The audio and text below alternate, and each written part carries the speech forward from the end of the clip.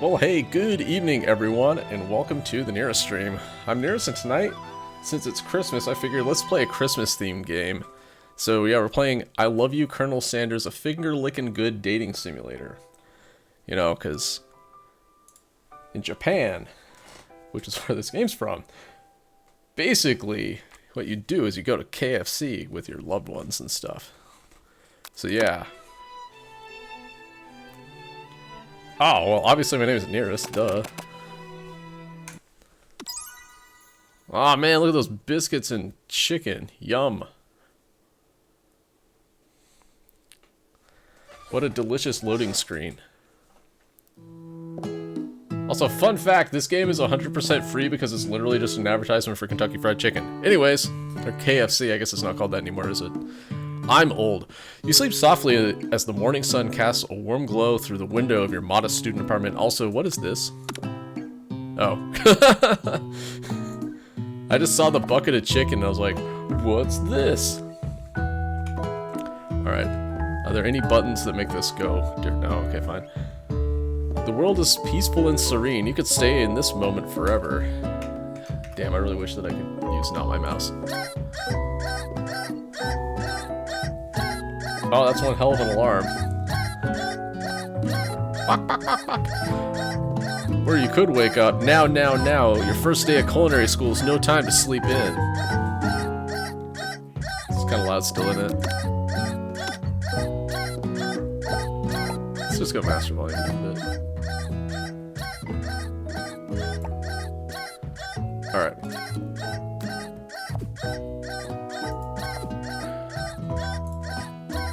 Smack that clock, up and at him, throw the clock out the window and stay in bed forever. No, we wanna get Dayton. Lying in bed, you stare at the ceiling, thinking about everything that awaits you at the prestigious University of Cooking Skill, Academy for Learning.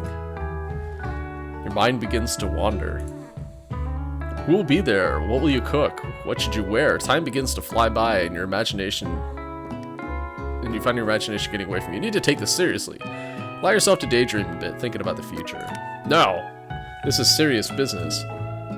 Did you know this game does not have...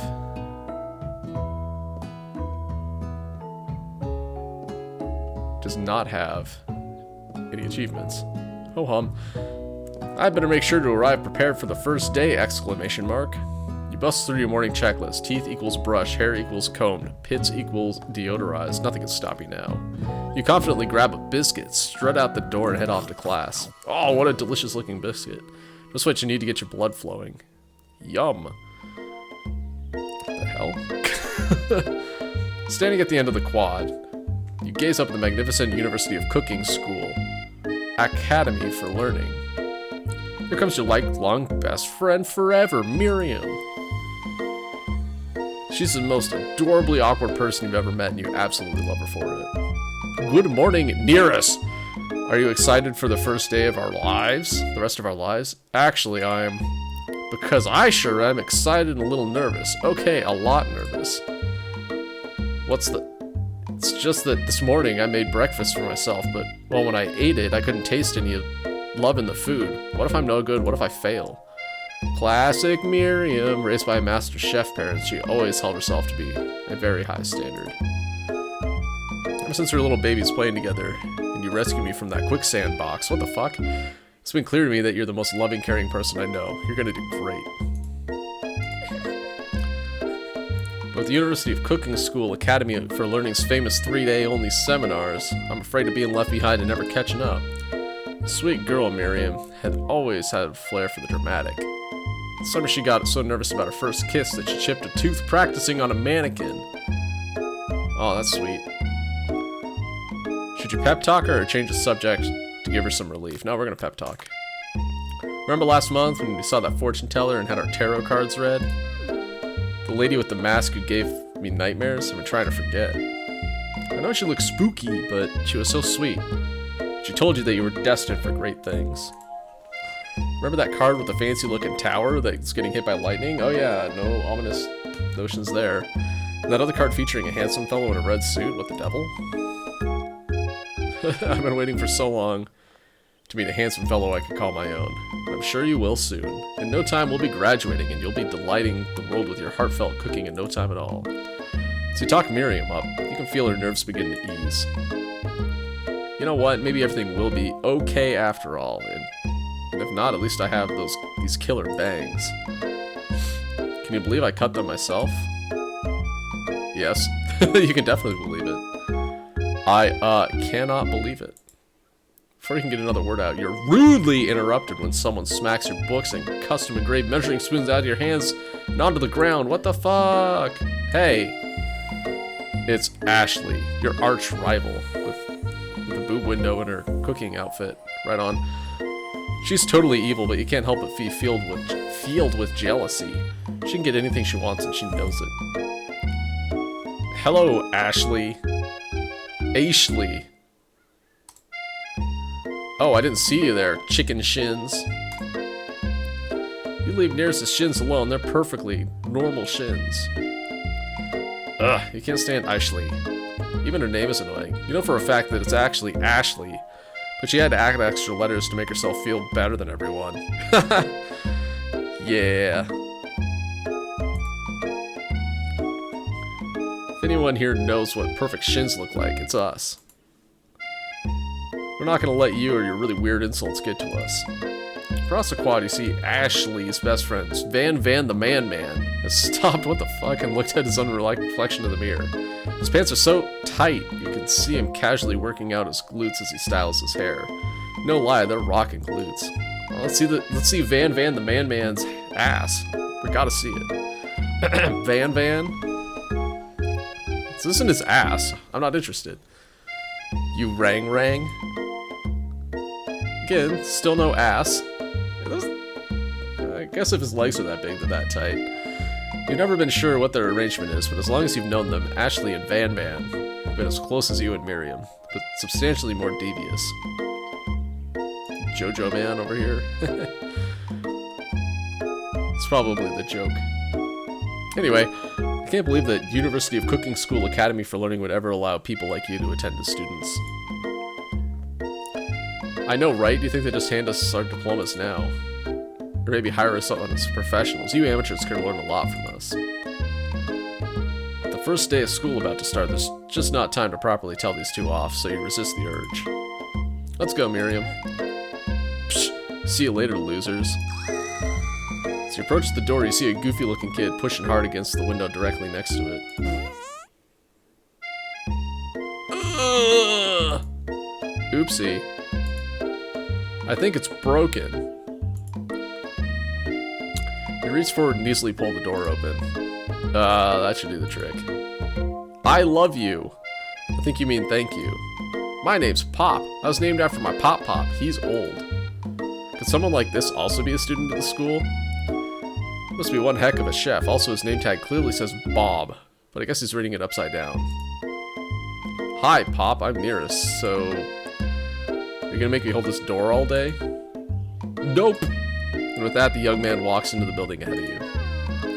Is it just me, or is he kind of cute? It's just you. You both shrug your shoulders before following him into the building.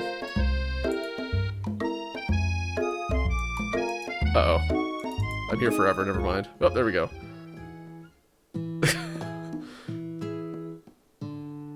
What if this is like the CEO of Yum Brands or something?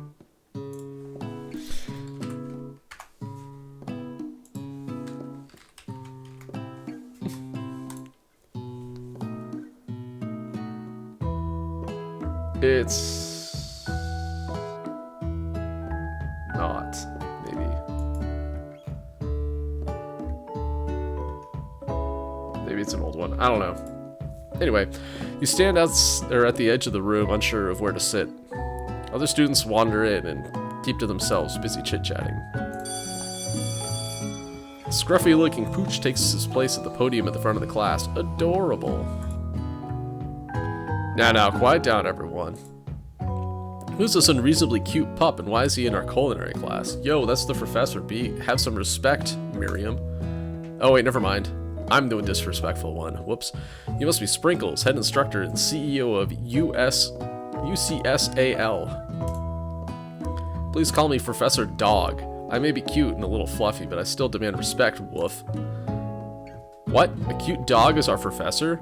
This is the best school ever. I guess only a dog's nose is capable of picking up all the nuances of fine dining. Out of nowhere, wind begins to rush around you, and a swirl of cherry blossom petals fill the air inside the classroom. Uh-oh, is this the samurai cook? I'm chilly, someone close the window. And then... Oh. I see, he walks in.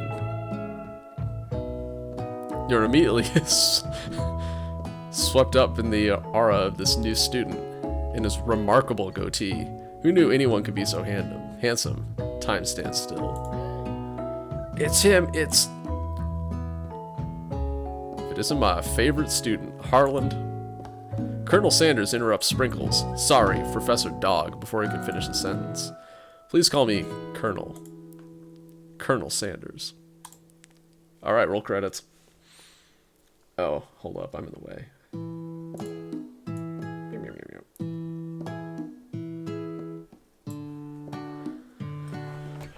A hushed murmur rolls through the classroom as Colonel Sanders walks down the aisle of desks. Suddenly the room is sweltering. Sweat begins to bead across your brow. You feel like everyone is looking at you and you're not entirely wrong.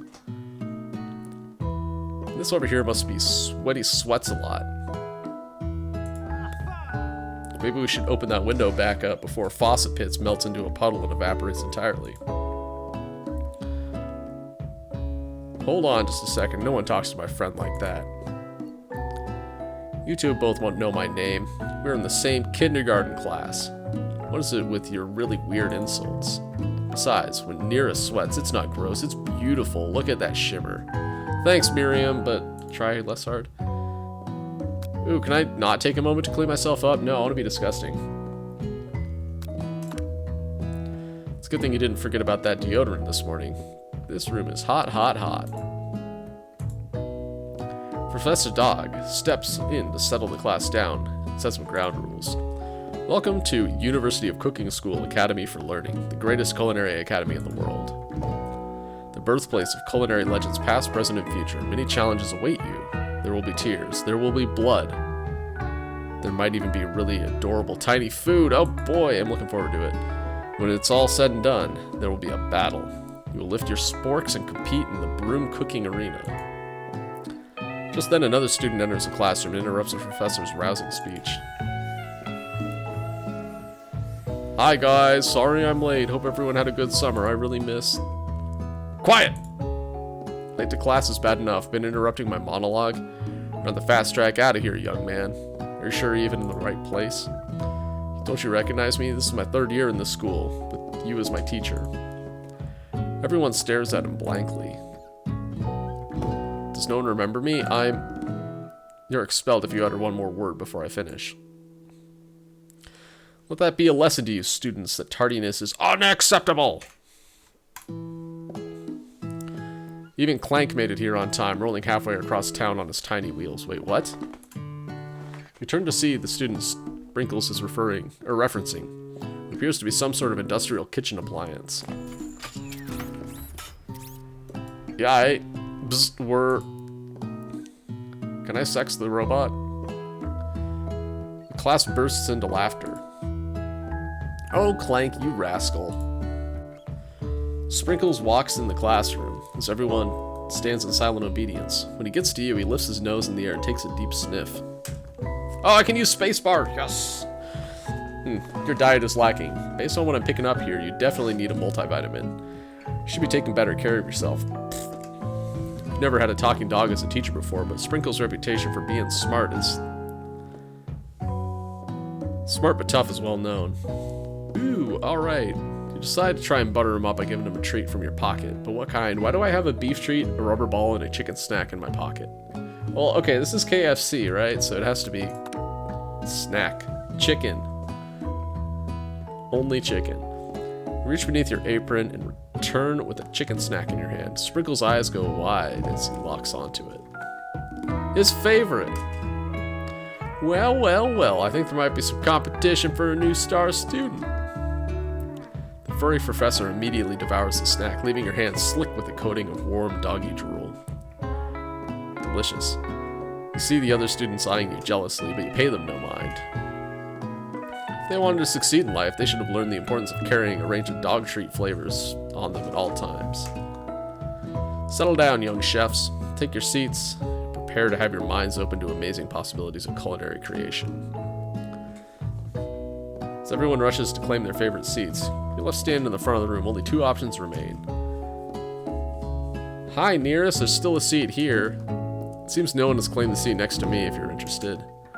Alright, bros before hoes or hoes before bros? I mean, isn't the end goal to, you know, love Colonel Sanders? Oh. Move to take your seat by Colonel Sanders. It appears he brought no books, pens, or pencils. However, his perfect upright posture shows off a seriousness that makes you confident in his desire to learn. Thanks for offering me this seat. I only have 2 rules. Do all you can and do it the best you can. It's the only way to ever get that feeling of accomplishing something. That's so inspiring. A little off topic if you ask me, but okay. As soon as you've settled into your seat, the professor makes an announcement. Think fast, it's time for a pop quiz. Yay, a quiz about me! This incredibly important and surprisingly short quiz will tell me if you're ready for life at culinary school. Keep your knives sharp and your focus sharper. Here comes question number 1. If train A is traveling to point B and train B is traveling to point A, how important is it to wash your hands before cooking? Extremely, looking at you, Pop. Don't want to spread disease. That's right. Forest is to tree as chicken is to...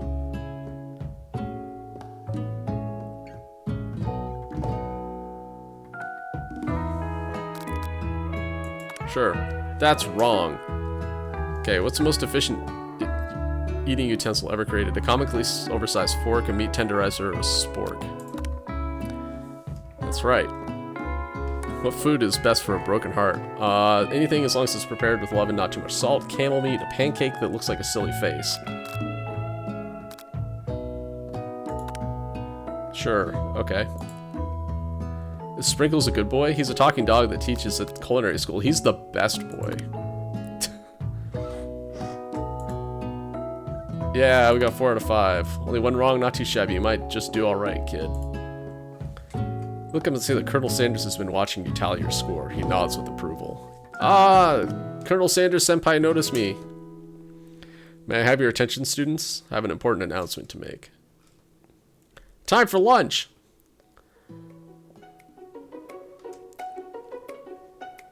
Apparently the cafeteria was established in 2015. Anyway, wow, the cafeteria is as nice as any restaurant you've ever eaten at. It makes sense that a school dedicated to cooking would also be serious about eating. Delicious fragrance wafts through the room and tickles the end of your nose. Your mouth waters.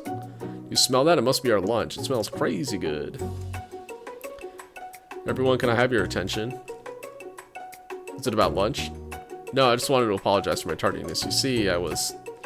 Howdy, folks. I'd like to make an announcement. Hey, I was... Why is the Colonel angry? He was the rude one here. It's about lunch. Everyone cheers. But I... Shh. Lunch, lunch, lunch. She said shh. In honor of the new semester, I prepared something special to share with everyone for lunch. That must be the smell I smelled. Indeed, that smell. You hold your breath, waiting to see what food this mysterious student has created. You've heard that he's very talented, but were the rumors true? Is this? Oh man, it's a bucket of chicken. Colonel Sanders lifts a large bucket above his head. Its contents glimmer in the light. Piled higher, huge pieces of chicken, breaded and fried to a crispy golden finish. The aroma envelops you, and you begin to feel warm and safe. Colonel Sanders has filled a bucket with chicken? What a novel concept. Your stomach begins to grumble as if to say, stop thinking and start eating. For years, I have been developing a secret recipe for the perfect fried chicken. By my calculation, nothing less than 11 herbs and spices are required to achieve the perfect balance of flavors. You look around and notice that every other student has a pen and paper and is scribbling notes as fast as they can. That's all I can say about that. The rest is a proprietary secret.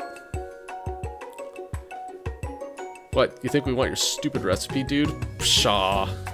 Nah, my dude. Nah. I'm just drafting a last will and testament in case one of those ingredients is poison. Got him.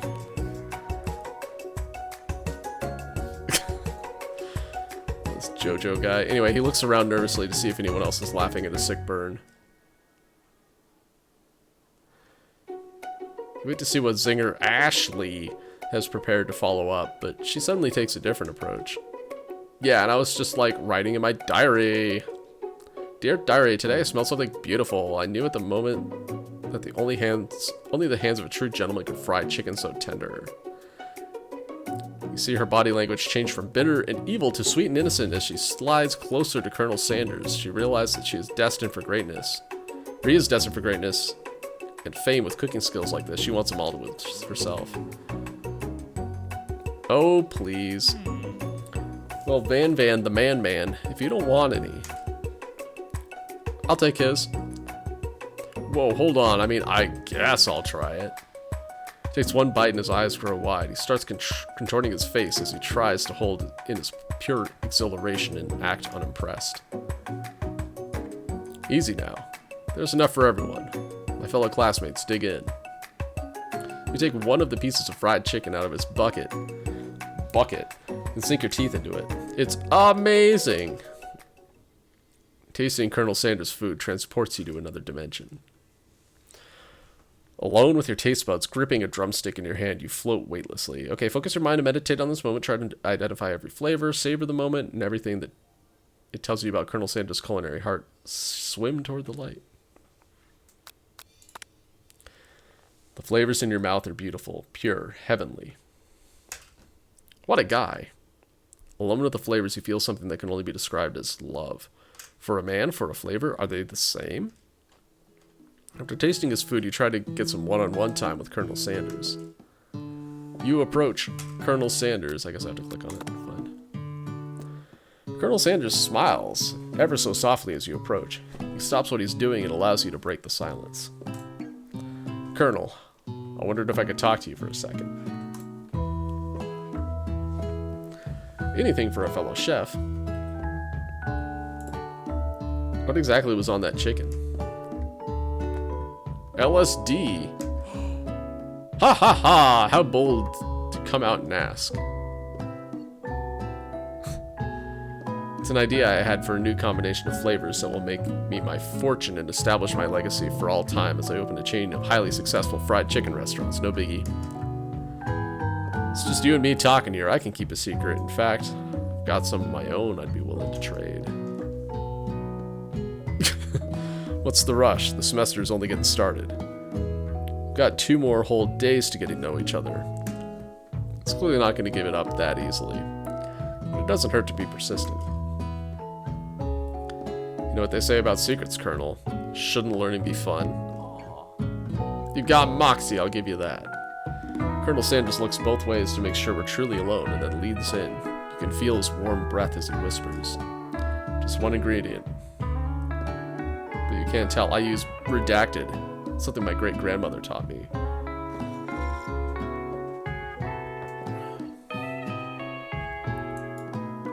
Redacted? Wow! You'd never have guessed that. In fact, you're not even sure where you get some if you searched. You're wrapped up in that huge revelation. Notice that Colonel Sanders has disappeared. While everyone else is still in the cafeteria, you decide to look for him. You find Colonel Sanders outside, standing in the quad. Oh, it's you again. Howdy. Sometimes I like to come outside and look at the school buildings. Think about how my story will continue after I graduated. Sounds like you have big plans. I dare say the biggest. I'll leave my mark on this world. You can bet on that. Alone together for the first time, you figure out now's the perfect time to show your personality to him. Neg him to show your own strength. Wow him with a big idea to add an additional ingredient to really spice things up. Be modest but thoughtful. Ooh, we got hearts. I assume that's good. Well, I just wanted to tell you that I really enjoyed your food. Now you've got his attention. The flavors were complex, comforting. The interplay between salty, savory, and peppery was perfect. I appreciate the compliment, Nearest. I'm sure you'll be a big success. I know we've only met today, but I'm starting to get the same feeling about you. You should head back inside. The next lesson starts soon. Oh? Step into the massive cooking arena, where the afternoon lesson will take place.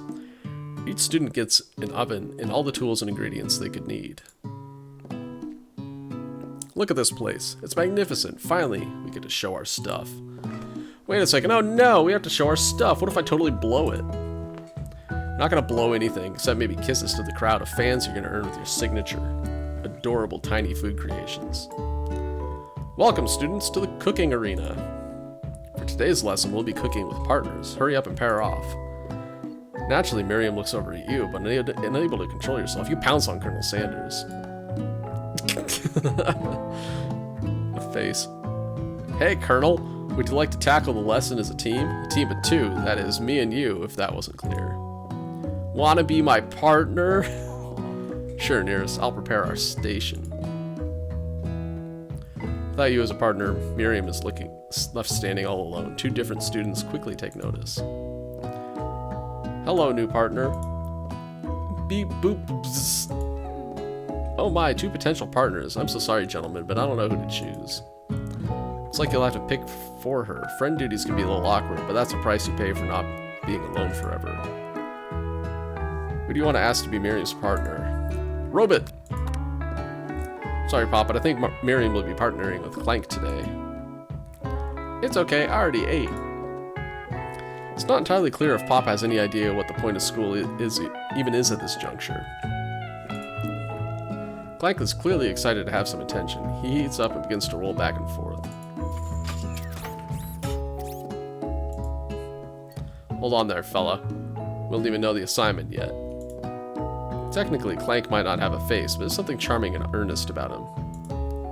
Hey, it's cute. Look at this little robot guy. Bzzzt. Tissue, I hardly know you. Ah ha ha ha. Clank judders and a panel shakes loose. You get the impression that this is a sign of affection. It's like you two will be fine.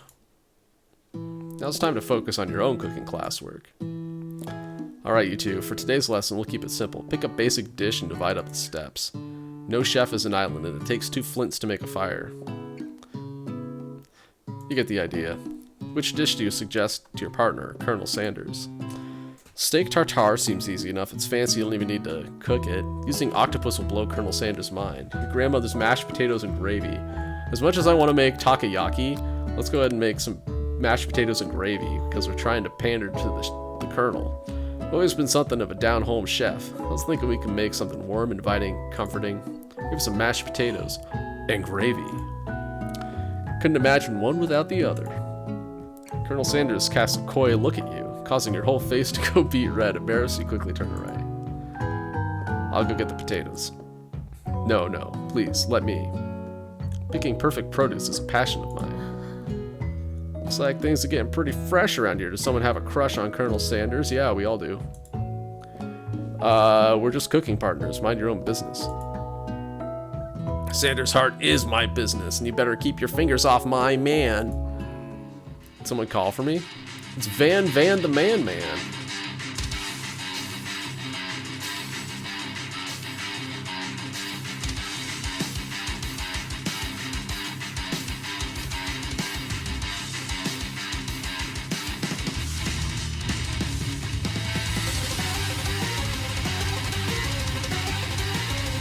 Strack's kind of great. Anyway, no, geez, Van. While I'm over here crushing Nearest's dreams, you're supposed to be taking care of the classwork. That was the deal, remember?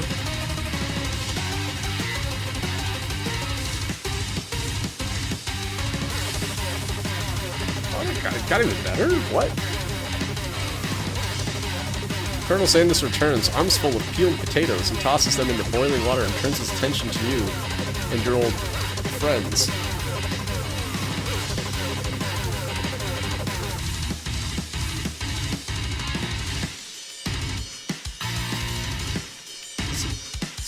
shockingly good song. What the hell?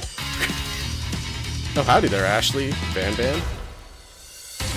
Are we working the quartet instead of a duet now? Actually, no. It looked like Nearest was struggling, so we offered to give them a hand. You know how it is? These young amateur chefs need a lot of mentoring. I was gonna say, Colonel Sanders, maybe I could also teach you a thing or two about fancy food. Maybe one day you'll be able to get up to my level. Ha! Doubt it. Don't be rude, Van Van. Personally, I have no doubts whatsoever about Colonel Sanders' ability to concoct creations worthy of admiration. After all, your fried chicken was quite spectacular. But Colonel, if you ask me, I might make a better partner for you than this thing that has positioned itself at your station. Oh, look, it's about to defend me, yay! Don't you feel deep down that we cast complementary shadows? We fit together, like a thigh and a drumstick. Look, she even has drumsticks on her thigh. Whoa. So meta. Anyway, it just makes sense. Nothing about this makes any sense. But one thing is clear, she's coming for Colonel. If you don't watch out. Ashley is really going hard at you hard. You need to ask for some backup here before things get ugly. Okay, we got Colonel Sanders, hunk of hunks. We got Miriam, your forever bestie. Sorry, I'm abandoning my forever bestie. I'm here to learn and express myself via my cuisine, not bicker with prima donnas. Partners were chosen at the beginning of the class, so let's all respect the format, okay? Turn to Colonel Sanders to confirm that you're on the same page. I chose Colonel Sanders. Colonel Sanders chose me, isn't that right? Businessman respects all fair arrangements. From contracts to handshakes. I took on Nearest as a partner for this activity, and I stand by it. Based on your team's behavior, I'd say you're perfect for each other. Neither of you has Nearest's natural talent or their loyalty. Being defended by Colonel Sanders leaves you feeling proud and full of potential. You look for Sprinkles in hopes that he might step in, but he's nowhere to be found. Darn those cute corgis and the short but sturdy stature. You look down at your station and realize that in the tension of the moment, your hands have been cooking on autopilot. Distracted by the drama, you've already crushed the boiled potatoes into a perfectly creamy mashed texture, with plenty of butter and cream for flavor. It's as if your natural passion guided you through the steps you know so well while your attention is elsewhere. You know just what to do. Colonel Sanders extends his hand, he's holding a beautiful white porcelain gravy boat, out of which he pours a smooth brown gravy, smothering your nearly finished potato dish. Yeah, pour your gravy on my potatoes. Wait, what? Gravy flows down the mound of mashed potatoes. The results look spectacular. Granny would be very proud. Yum. Colonel Sanders holds a spork out to you. You reach out and grab hold of it, but he doesn't immediately let go. The two of you stand holding the same spork, and for that small moment, all of the madness and pressure of this crazy world stops. Your eyes lock. The moment is electric. Time stands still. If you love something, set it free. Together, you dig the utensil into the mashed potatoes and lift a heaping sporkful up. Then you see Ashley with a sinister look, and you know she's plotting against you to be with Colonel Sanders. Then, filled with rage and without thinking, you fling a sporkful of mashed potatoes right into Ashley's stupid, beautiful face. You better have a sprite for Potato Ashley. Van Van, do something. Scooping up a fingerful, Van tastes the dripping mashed potatoes and gravy and realizes that it's delicious! Horrified by this revelation, he slinks away. Will we ever be able to cook something with so much love and integrity? Hold on right there, Nearest. We do not waste food in the broom cooking arena. Colonel Sanders, I expect better from you. If you throw one more spoonful, you both better be prepared to eat it from wherever it lands. Can I have potato face? Van Van rushes back over a covered dish in the sand.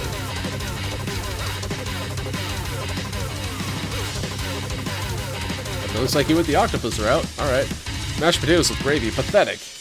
Just a few minutes, I've prepared a full meal, gazed upon my specialty, braised tentacle of octopus and my silky saltwater sauce. Plated on a battle axe forged by my supreme chef ancestors. You've ignored me for too long.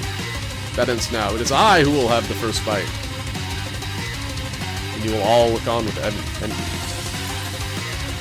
The interrupting student rushes at Van Van, swipes a bite of his signature dish right off the plate. No, don't. Something that's about this dish doesn't strike the nose quite right. I think the octopus was rushed and may have turned in the process. The results could be toxic. Too late. It has been eaten.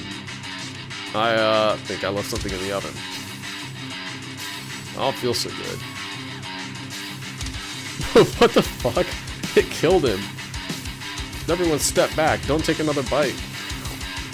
When you look back at the plate, the rest of it's gone. You notice the tip of the tentacle being slipped up in Pop's mouth. Pop winces in pain for just a moment, then it's immediately back to his oblivious self. Oopsie. Tastes like poison. The entire class is gathered to watch Pop's final moments. Shock has frozen the whole crowd, and they're motionless statues. The class bell rings, disrupting the moment and snapping everyone back to reality. It would appear that Pop's enthusiasm for trying new things, despite obvious danger, has inoculated him against poisons of all kinds. I'm not sure the professors here make enough money.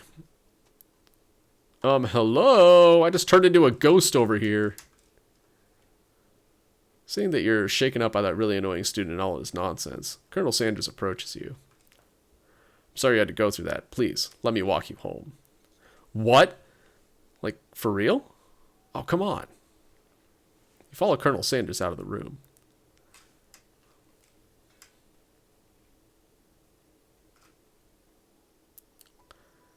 At night? Wow, no light pollution in this school. Anyway, at night, the school building has taken on another vibe entirely. It's dark and more than a little spooky. Colonel Sanders stands in the quads in neon glow and speaks softly.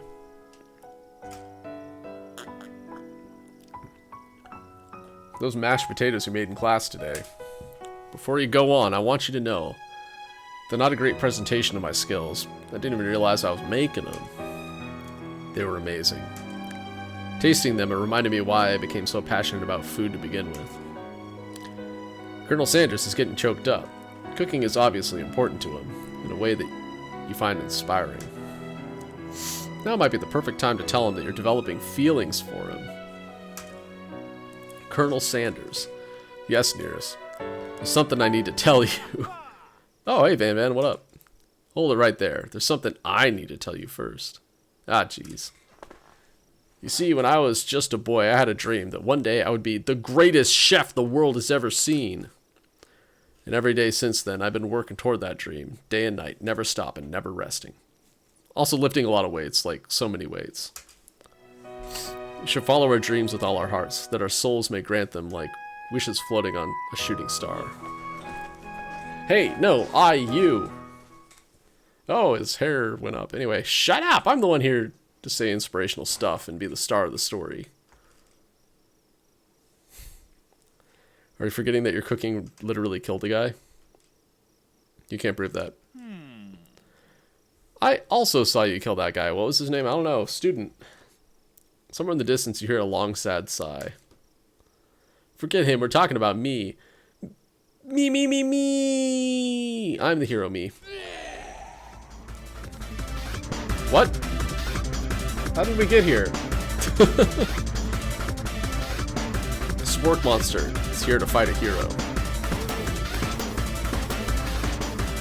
Okay. I think I left the fridge door open. Later, nerds. How dare you just threaten me? So I was letting down my guard and connecting with another chef on an emotional level. Be afraid, be very afraid of me, because I'm a monster, see? Is he rhyming on purpose, or is that just a winky dink? But before you discuss syntax any further, it's a turn-based fight, is it really? Turn-based fight sequence. What will you do? Decide to defend. Which defense will you choose? Trepidation, of course. You close your eyes tight. Then open one just enough to squint and see the Spork Monster across the battlefield. For some reason, it makes you feel more prepared for what comes next. The Spork Monster goes on the attack. They spit hot gravy at you. You take 1 damage. How much HP do I have? Fat lot of good that defense did. Alright. Decide to go on the offensive. I'm gonna cook with love. It's 1 damage. The Spork Monster won't forget this. It focuses Mash Mind and draws in energy from the Mother Earth itself. They grow larger and more intimidating. How will you respond? I'm gonna cook with love some more. Spork Monster is no quitter. Buffed up and ready to rumble, they go on the attack once again. Spork Monster uses Utilitensile to take 2 damages from the attack. You take much more damage, you're not going to survive the battle. So on the attack. It's a DPS race now. 1 damage. It's using cheese sauce on a lot of the quad. I wonder who's going to have to clean that up. Feeling vulnerable. Spork Monster prepares for its ultimate attack, Rounded Edge. Vile villain, your reign of terror stops here. Colonel Sanders summons the energy of 1,000 chickens. Oh. Pot Pie Power Pinch.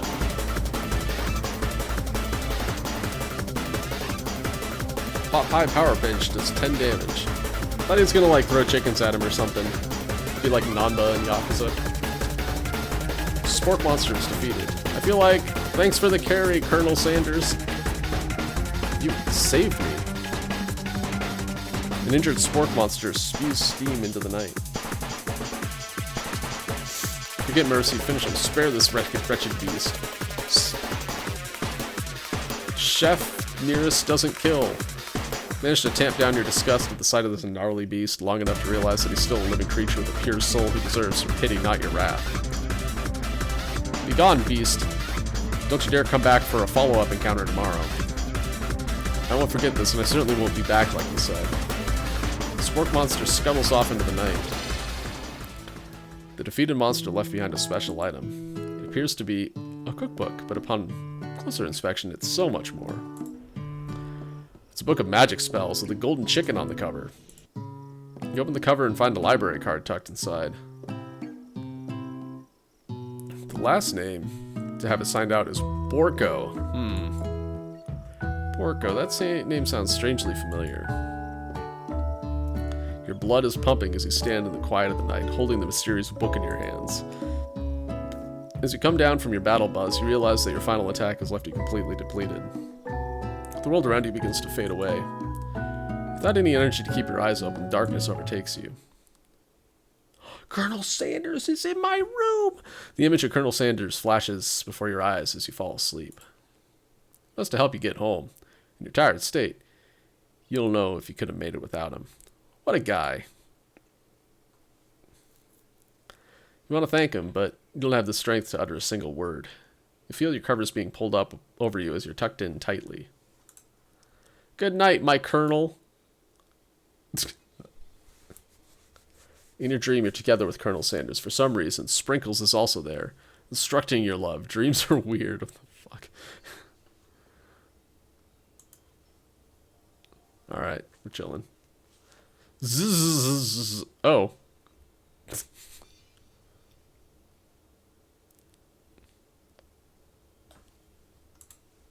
You awake on day 2 and attempt to process the wild visions you've had. Were they memories or premonitions? Then there was that secret ingredient that Colonel Sanders went ahead and told you outright. Not much of a secret, huh? It's probably just because he already trusts you so much. Sure, that makes sense. We'll go with that. You meet up with your bestie in front of the school. She's probably pissed. Before you can tell her about the encounter with the Spork Monster, she launches into a story of her own. Okay, I know this might sound a little strange, but I think I might be, I think I might like Clank. Oh, I'm gonna help you out so hard. Like him? Like? No, it sounds like it's moving too fast, but there's something about him. I like him. Like him. Got to talking after class. He's actually a totally sweet guy. Not only that, but he's really smart. Told me all kinds of stories about Tell me the stories about Colonel Sanders. Did you know that Colonel Sanders was the most popular kid in his high school? No, but that does make complete sense. Yeah, but he was so popular that he was voted prom king at a school he didn't even go to. He was also the convertible. It was also the convertible that he himself rode in at the front of the homecoming parade. I'm thinking maybe something got lost in pressure cooker language translation there.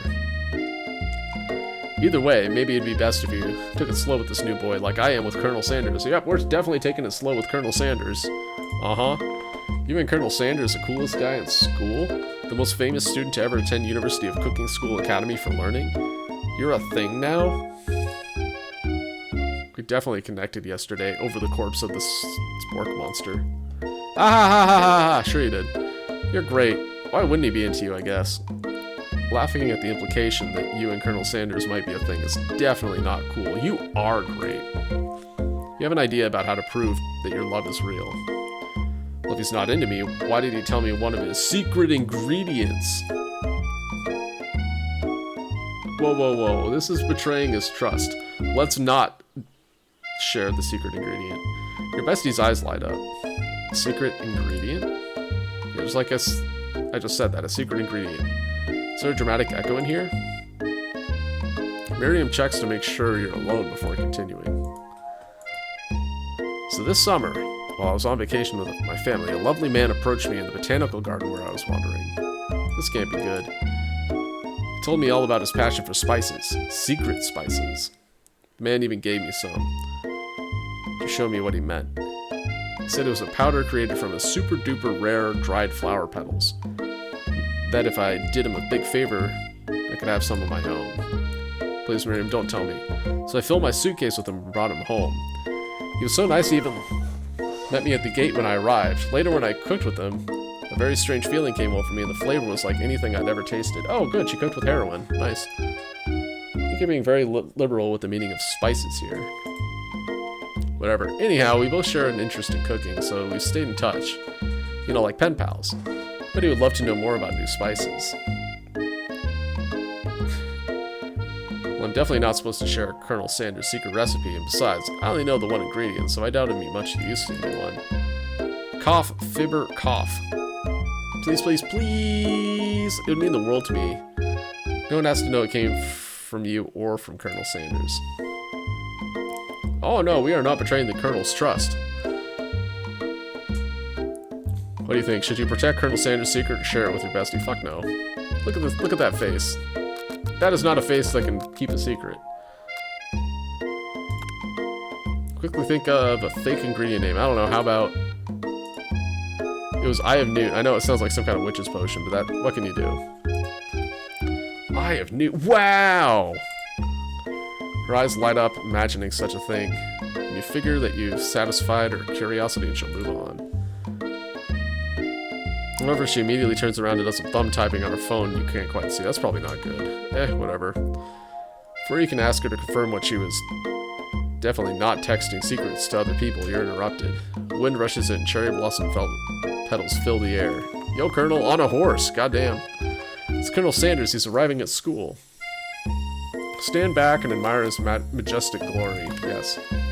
We're not gonna be a stupid fangirl and run to him. No. We're gonna bask in this magnificence. Colonel Sanders' horse is truly a thing of beauty. Without ever acknowledging that he's being watched, he does a short horse dance before dismounting with a flourish, then slaps the beautiful creature gently on the rear, sending it running free into the countryside. You were so struck by the sight of him that you lose the ability to speak coherently. Oh, I didn't realize anyone was watching. Don't worry, he knows the way home. You attempt to compliment Colonel Sanders, but the words don't come out exactly right. What a horseyful beaut you have! I mean, what a horseyful beaut you have! Dang it, that's what I just said. Being a good friend, Miriam attempts to cover for you.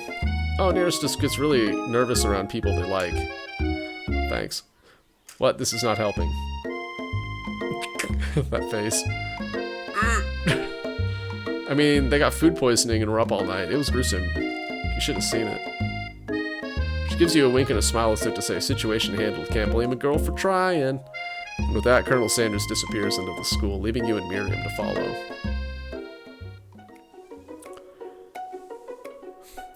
When you enter the classroom, you can see your two rivals, Ashley and Van Van, are doing something bad.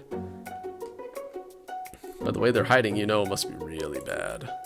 Like, counterfeiting recipes bad, experimenting with restricted ingredients bad, summoning a demon bad? Try and get a peek over Van Van's hulking shoulder.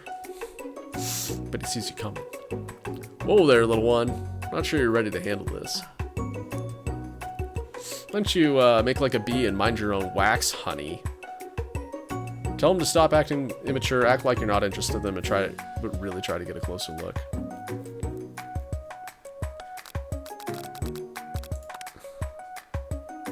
I mean, not no, by the way. Anyway, you immediately dress the rivals down for their immature behavior. Culinary school is to be respected. This kind of nonsense is a waste of everyone's time.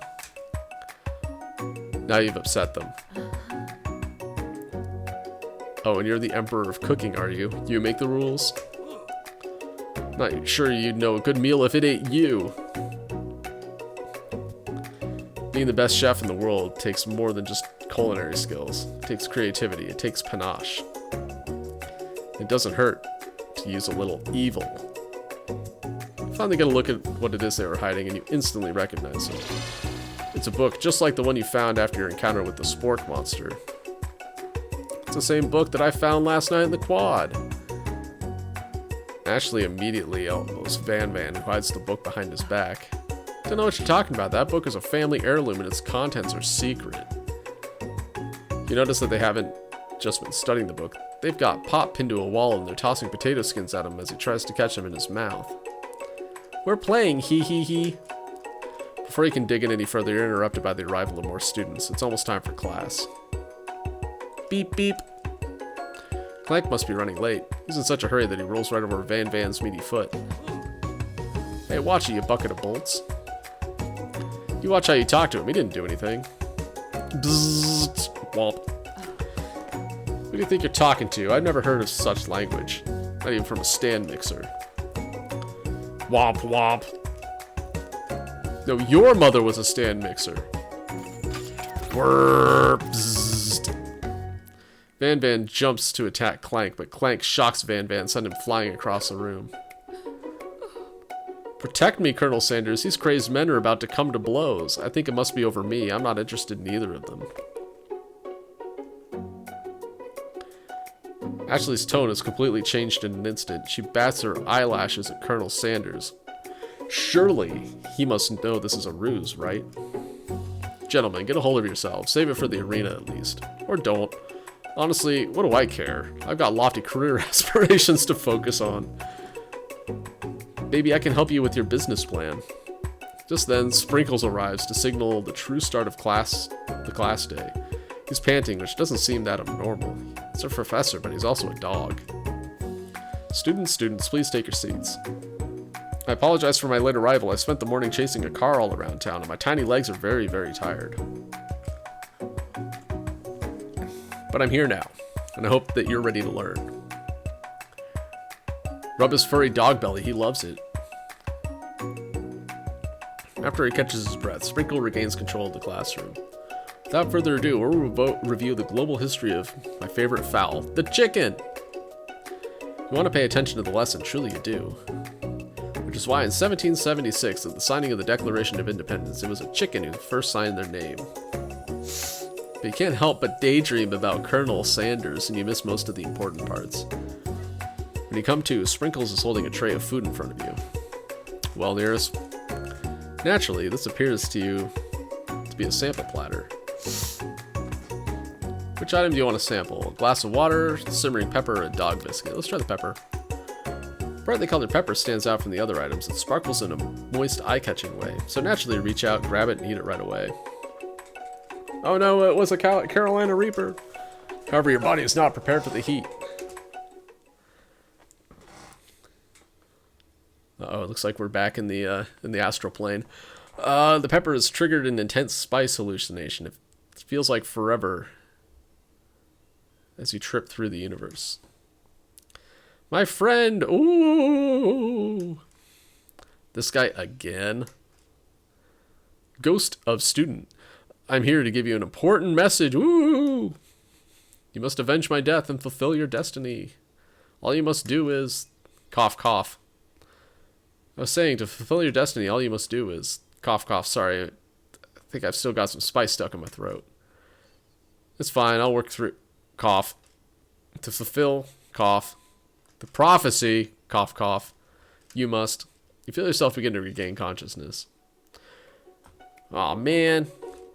You come to find everyone is staring at you. Pepper was the last of its kind on Earth, and now it's gone forever. Think to yourself, geez, I should pay better attention. We all make mistakes. I'm sure he'll forgive you someday. Come on, it's time for lunch. Before anyone can relax, the cafeteria lights dim. And your rivals enter to make a dramatic announcement. Today's lunch will be prepared via competitive cook-off. The level of theatrics of these two is off the charts. Come on, guys, I just want to eat. Is everything in competition with you two? Yes. Yes, yes. Well, not with me. I'm on a personal journey to learn, to love, to learn, to love? Sure, why not? But definitely not to constantly battle. Yeah, stop getting your genres crossed. Don't you have some portable monsters to capture or something? I need to eat if I'm going to have energy to sustain my education and pursue my dreams of becoming a master chef. How are any of us supposed to get anywhere if we're constantly fending off challenges from every know-it-all with an apron? Besides, I already brought my own lunch. You should have it. It'll give you the energy you need to succeed. Miriam reaches out and presents a gift to you. Tiny food! My special grilled cheese and tomato soup, with hot chocolate to wash it down, and a tartlet for dessert. It only takes about 5 seconds to eat Miriam's food, but it's just what you needed for motivation.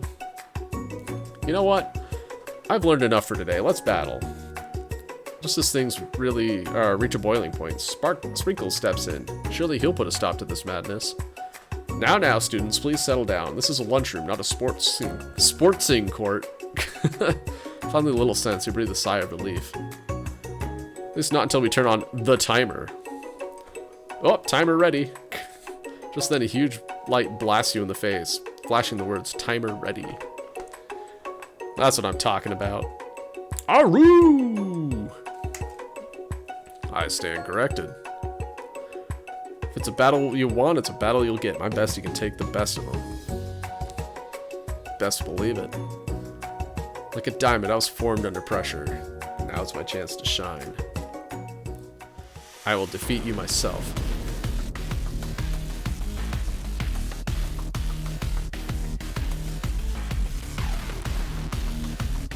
You had his chicken and you made mashed potatoes and gravy on day 1. You feel like you can really impress him again here. It's time to boil some water for the potatoes. Think fast. The timer runs down. You'll be forced to pick randomly.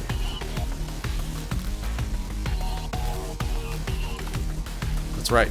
How would you have gotten into the school without knowing that? When it gets around my belly, let that enticing offer motivate you. This game has gameplay. I didn't expect that. Anyway, you're gonna need to season the chicken before you cook it. You'll know Colonel Sanders' recipe exactly. Do you have an idea? Yeah, use 11 herbs and spices. That's right. You might not know all the ingredients. Yeah, but at least you're headed in the right direction. Tail wagging intensifies. Now that you got some basic steps going, it's time to elevate your craft. State of Mind offers the most flavor. That's right, you must never take this opportunity for granted if you hope to succeed. Classmates are rooting for you, but Ashley is simply stronger and faster than you. You best pick up the pace if you want to survive. When you were a child, your father told you never to forget where you came from. Every day you meditate on his advice. Draw energy from that place.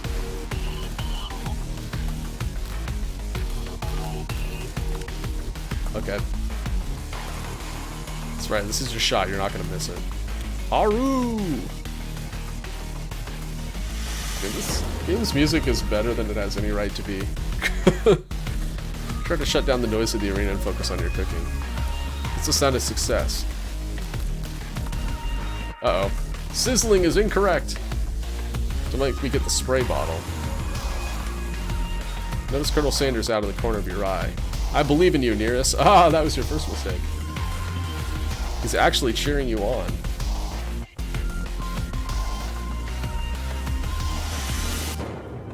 Which would be awesome, except knowing he's watching you makes you totally forget what you were doing. Now all you can think about is Colonel Sanders. Ew. How many spoonfuls of gravy would take a... Damn it, it was going too fast. I couldn't read the question and the answers. Back in the competition. Grr, you're stranded on a desert island with only one desert cookbook. So which do you take? What a hunk. I know, right? You know what? Shouldn't you be focused on the challenge? You're falling behind. What does that have to do with crafting spectacular fried chicken and delicate baked biscuits? Everything. Woof woof. You're really struggling to keep up. At the next station over, Ashley's already begun plating elements of her dish. It's colorful and complex. To make up time, you toss your biscuit dough into a stand mixer. As you do, the crowd gasps. Yikes. Bzz. I know you love nothing more than seeing a fellow appliance utilize in the kitchen battle, but sometimes that means sacrificing the personal touch. Might not have any hands, but Nearest does. And a good chef needs to be touching the dough to know when it's properly mixed. It's an easy way and a hard way. You don't get far by going the easy way. You hear everyone talking, you realize how serious your error was. You immediately shove your hand to the mixture to secure your dough before it's overly mixed, but you forgot to turn it off! Here's no. Alright, cool. You're not fast enough and your hand gets stuck. It's immediately crushed by the quickly spinning beaters. There's no way you'll be able to use that hand for the rest of the match. Colonel Sanders shakes his head in shame. What you often find this easy way can turn out much, much more difficult.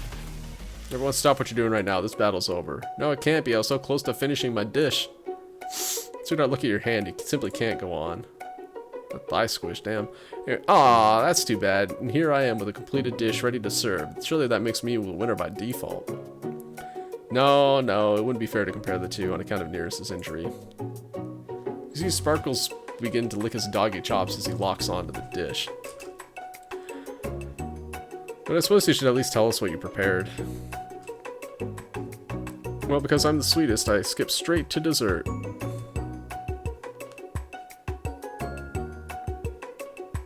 Sorry, I'm wishing some friends Merry Christmas.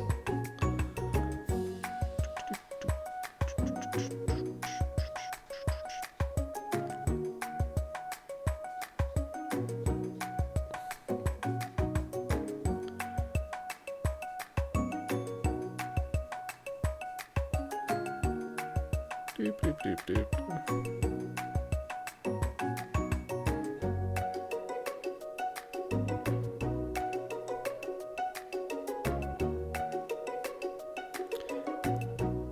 Alright.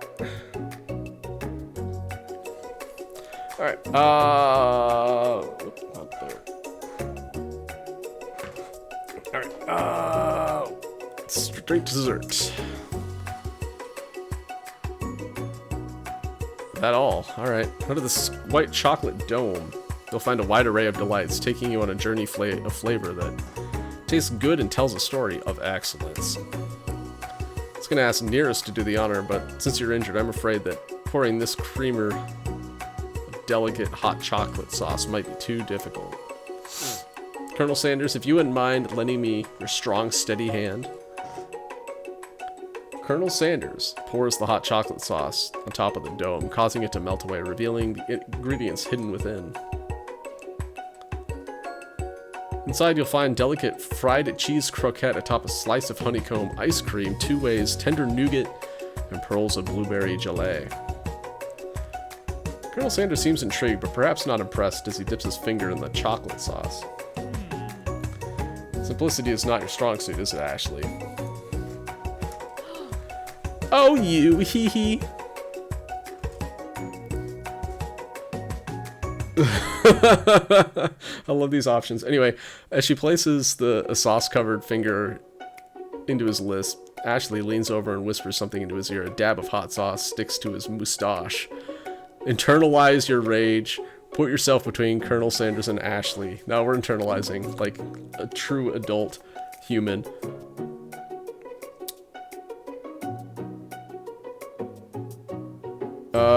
your rage burns so intensely within your eyes they burst into flames. No, my eyeballs!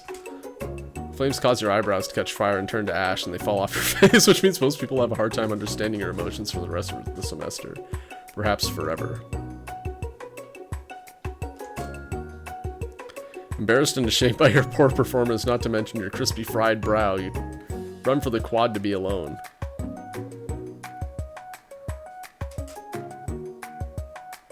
Rip my eyebrows.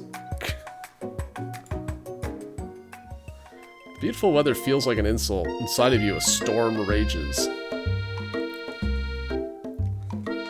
The beautiful weather feels like... Oh yeah, right. I already read this one.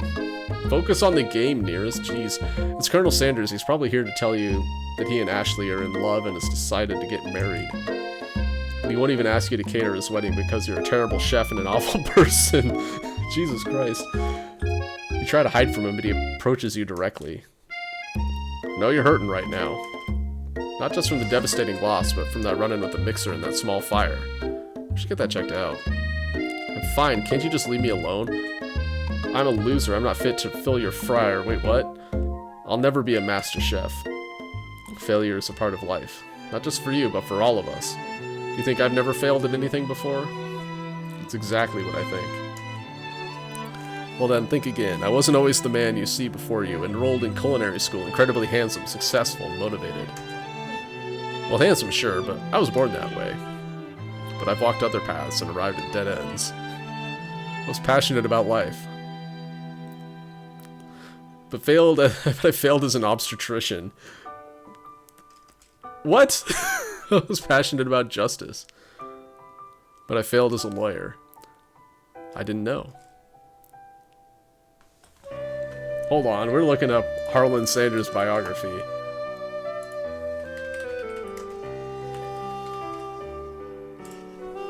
Is he actually in various jobs?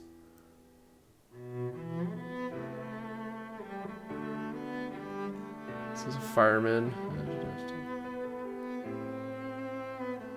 Oh no, he was a lawyer. His legal career ended after a courtroom brawl with his own client destroyed his reputation. Okay.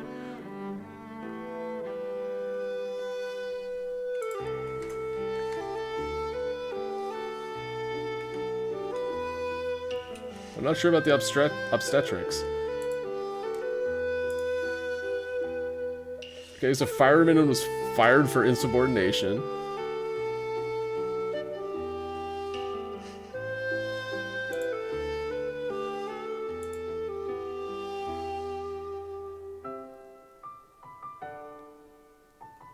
Railroad man, he's ferry boat captain. Not even captain. Oh, he operated a boat, okay.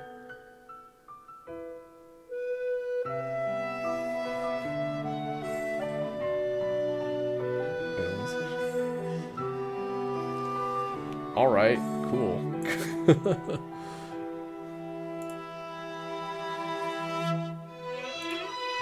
Anyway, people see my delicate ribbon tie and well-kept beard and assume that I've got it together, which is true now, but it hasn't always been. Sounds like this guy could really use a hug.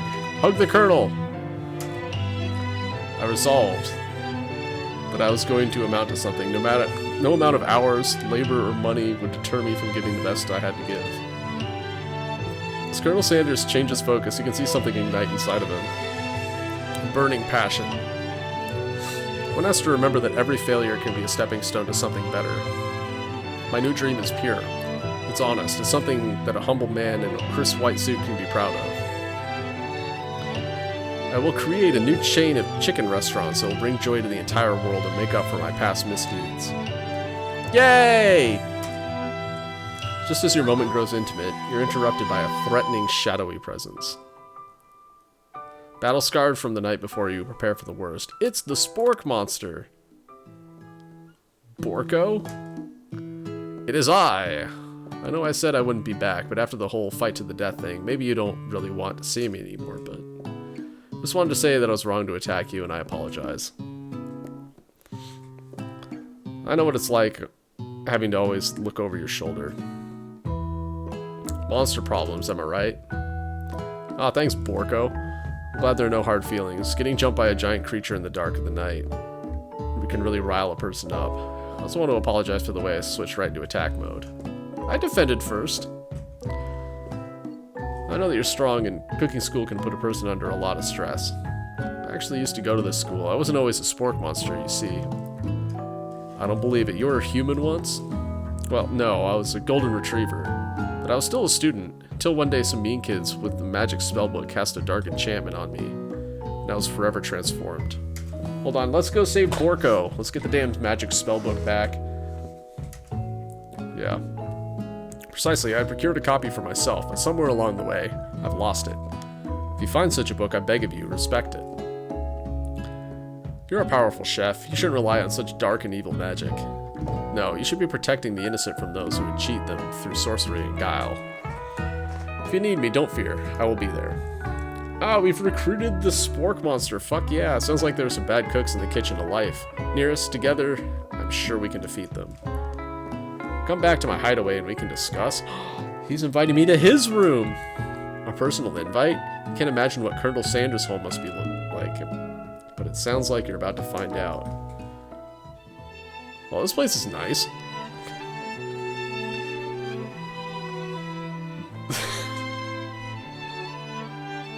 I like how baby Colonel Sanders already has the glasses and goatee. Stepping inside Colonel Sanders' home, surrounded by his things, you start to feel a special bond with him.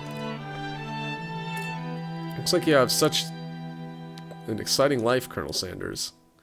Every day can be an adventure, if you approach it with the right attitude. Long ago I made the decision to never stop searching, never stop working, never stop imagining. Have you been working on any new recipes of your own lately? I'm always excited to talk about food with another ambitious chef. Well, there is something. It's just a side dish that I've been tinkering with.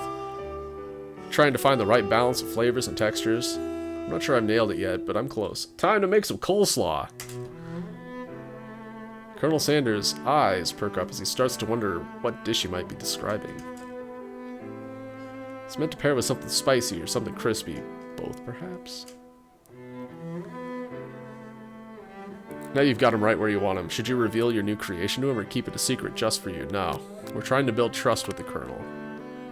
Let's share with him our coleslaw idea. Not the recipe. We gotta keep that secret. Yeah, you decide that you're as ready as you'll ever be to share your original cooking with Colonel Sanders. Before you can talk yourself out of it, you decide to dive in head first. You reach into your lunch bag for a special dish that you've been keeping on ice all day. Present to you my original coleslaw. Yum! The shredded cabbage dish glistens in the light of Colonel Sanders' Luxe hideaway. Magnificent. Together you chow down on the creamy slaw, until just a spoonful remains in the bowl. Let's share it. We'll stick the spoon in both of our mouths at the same time. Do you mind if I hold on to the last bite? I'd like to have it around so I can admire its taste later and think back on this moment. No, you just want to reverse engineer it, Colonel. I know how you corpotypes are. You could offer to make him more, but it seems like a very sentimental kind of guy. Sure, why not? No. Please, make yourself comfortable. I'll be back in just a moment. I realized that now would be the perfect time to do some snooping. Around the item are various items that you can look at closer. Each item seems to radiate memories and emotions. Ooh, tap on an item to learn more about the Colonel? Fuck yeah. Oh, I guess. Take a closer look at the large urn sitting on a nearby pedestal. There's a plaque on it. It's dusty, but when you wipe it off, you read the inscription. It says, "Here's lies the ashes of all my past careers and business failures." Poor guy.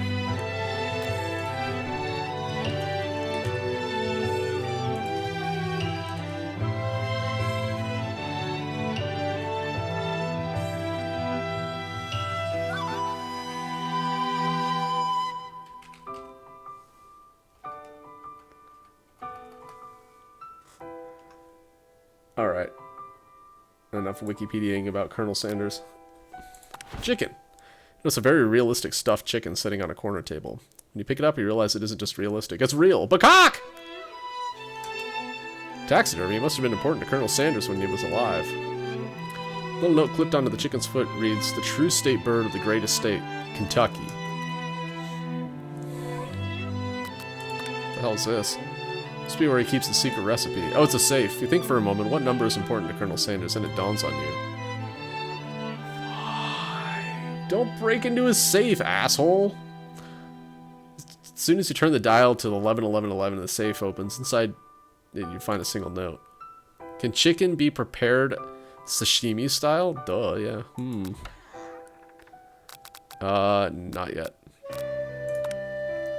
Gaze out the window across the vast lake and the mountain range beyond. Just then, the ghost of Student pops up.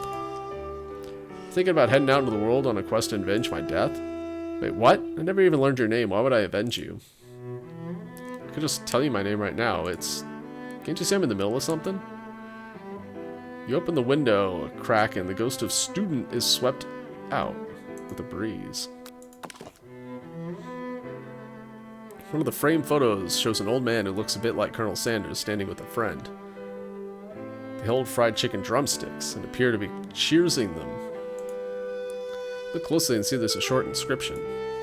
Wonder who my friend Pete is. An adorable little baby boy crawls across the floor. From the goatee and mustache combo he sports, you figure this must be Colonel Sanders himself. Maybe it's a drumstick that he seems to be waving like a rattle. My friend's a baby picture of just themselves. It's only the same type of person who would make their own face a logo of a company they founded, am I right?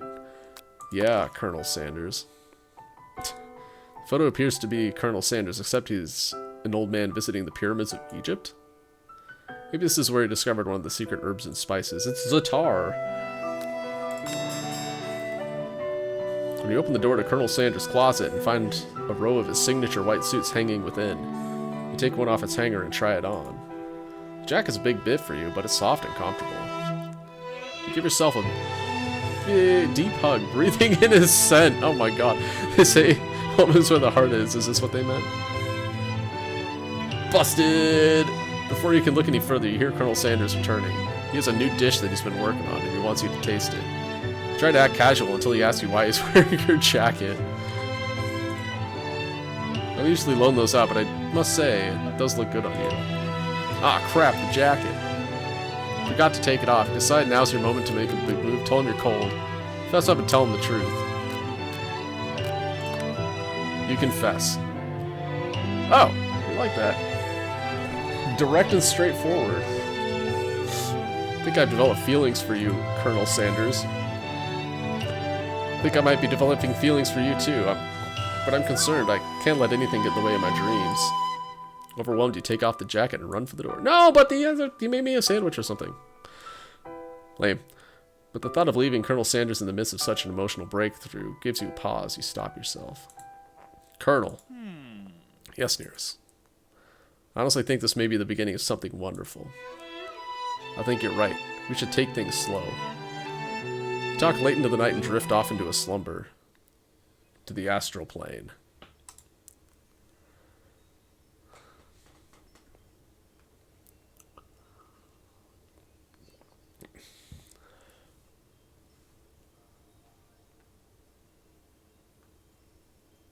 Well, we gotta load day 3, right?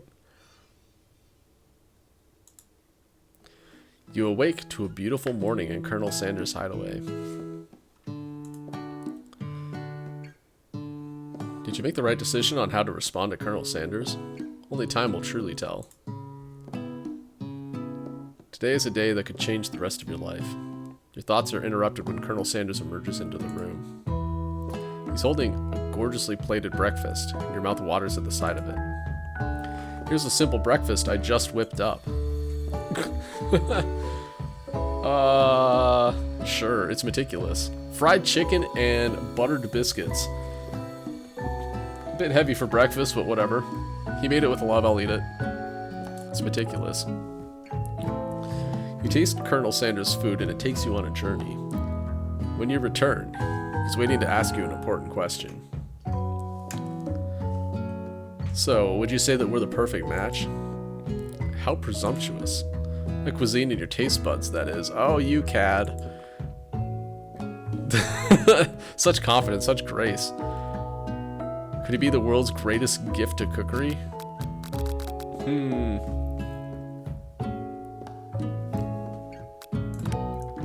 It's good, but my mom made better. Colonel Sanders' expression grows serious. Did your little jab land too hard? Colonel, I know what you're gonna say. I need to be better if I'm gonna leave my mark on this world. A single tear begins to pool in the corner of his eye as he gazes out the window. Damn it, I should have flattered him. Vision mailed. Speaking of which, Metal Gear Solid coming up on Saturday. And with the right business partner, I know I can't fail. Business partner? Could he be talking to you? It's all happening so quickly. Overcome with emotion and confused by your feelings, you're on the verge of tears, unable to speak, and the only answer you can find is to run out the door and get home. What the fuck, dude? The only answer to every question is to run away. All right, cool. There's still one more day of school after all. University of Cooking School Academy for Learning waits for no one. You get home to find something very surprising. Your best friend is there waiting for you. Where have you been? I got laid. Because I had one of a heck of a night. Oh, that sounds like you got laid too. Right on. Both getting some. I've been desperate to talk to you about it, but couldn't find you. Got worried that something had happened to you. It's okay, I was just... But now that it turns out you're fine, I can finally get you up to speed on the saga of Miriam. Sure, but you'll not believe what happened to me after school yesterday. I went on a dato. I think I can believe that. Since I've been partnered up with Clank, he asked me to go out with him. Of course I told him, you better keep your dials turned to polite and respectful. I'm not that kind of girl. But he was just interested in spending some one-on-one time together and getting to know me, so I said, yeah, sure. I can get to know the little metallic guy. Long story short, he took me skydiving with his friends, but things quickly spiraled out of control. Did you just say skydiving as if that's a typical first date to go on with a talking pressure cooker? No, I'm not really sure where we stand. Don't give Miriam the time to tell her whole story, however. Bottling up the details of your own night is just too much to bear. And I went on a dato too, back to Colonel Sanders' house, where I spent the night with him. You what? Nothing happened, but the emotional connection, wowzers. Miriam tells you to move on from this whole Colonel Sanders obsession and focus on school. Why is that a selection? If being obsessed with Colonel Sanders is wrong, you don't want to be right. After a short argument, you both agree to go your separate ways. Friendship over.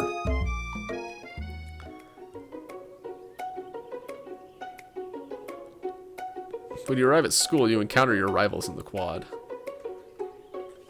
You can tell from a distance that they're picking on Pop, though he himself might not quite grasp that fact.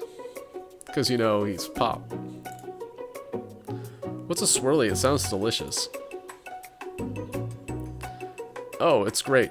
I'll order you up one right away. I'll have my swirly with sprinkles, please. Hee hee, sprinkles is a good... There's a dog and a treat. You can get your swirly drip, too. Why don't you pick on someone your own size? One like you. Because I'm literally the biggest person in the school.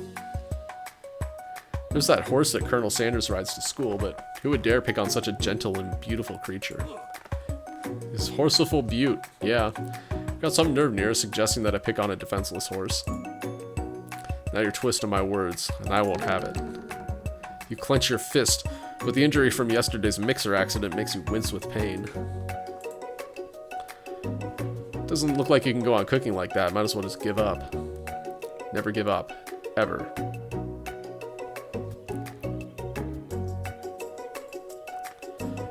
Colonel Sanders arrives just as things appears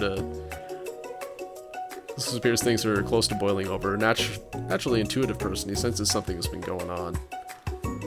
Is everyone excited for the final day of school? Nearest, how's that hand feeling? I'm sure you'll be back in fighting form by this afternoon. Aren't you concerned about my hands, Colonel? Yesterday I almost broke a nail winning so hard. Technically, I don't believe a winner was decided, but your presentation was quite impressive. What is he doing complimenting her? What about the flavor of my delicate, warm, gooey chocolate sauce? It was clear that you're passionate about how your food is received.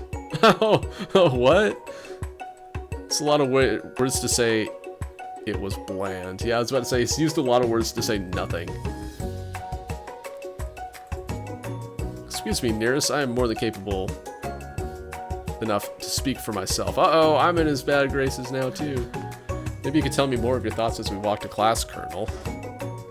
I'm always interested in discussing the fine art of fine foods. See you inside, Nearest. Annoyed by Colonel Sanders' inability to see Ashley for who she is, really is, you walk to the quad to get some distance. In an attempt to distract yourself from how slighted you feel by that interaction with Ashley, take out the spell book you recovered yesterday and start flipping through the pages. Whoa! That's that book. Looks like bad news.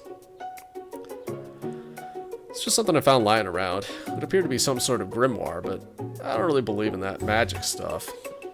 Grimoire? Like a book of spells? I don't know. Who would spend so much time decorating a magic book if it weren't really powerful? Could think of a surefire way to find out. We should find Borko and, like, release him from his curse.